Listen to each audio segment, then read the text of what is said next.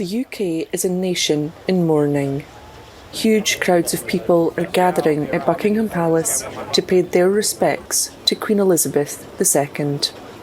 Many have left flowers, candles, some visibly upset at the loss of the only monarch most people have ever known. I felt emotional and almost sick to my stomach. It felt real, that feeling of oh my God, this really happened. I had messages all day and everyone was saying it was going to happen in the news and everything, and I just felt compelled I needed to get to Buckingham Palace. She's seen every major event that this country has been through, and she's been there. She worked right up until the last day, and that's really incredible, really. And it makes you quite proud to be a countryman of Britain.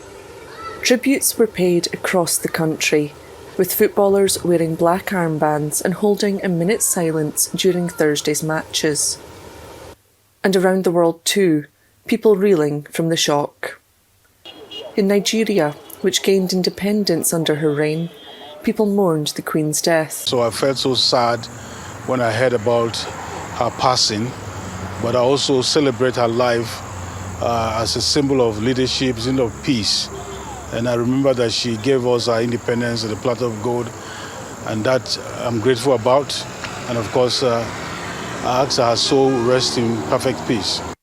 International monuments have honoured the passing of Queen Elizabeth.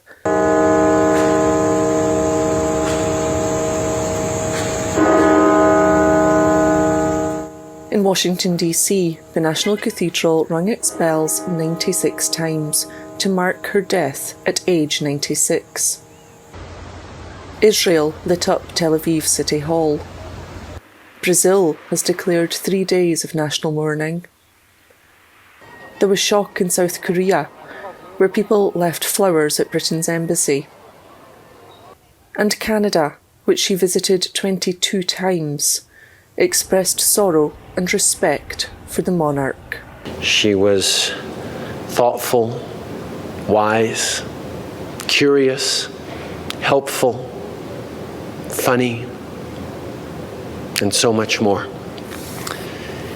In a complicated world, her steady grace and resolve brought comfort and strength to us all. Canada is in mourning. She was one of my favorite people in the world, and I will miss her so. New Zealanders performed a haka in her honour, while the armed forces marked her death with a 96-round gun salute.